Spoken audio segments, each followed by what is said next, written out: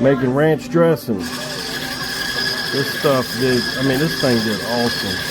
Usually I use a mixer, like, one of them cake batter mixers with the two things.